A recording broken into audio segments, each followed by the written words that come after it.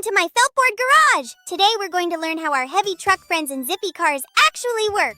I'm Detective Dash, and I love solving the mystery of machinery. Let's start with what makes a truck so strong. See this? It's the chassis! It's like the truck's skeleton made of strong papercraft steel to carry heavy loads. Inside the engine, pistons pump up and down to create power. It's the heartbeat of every car and truck.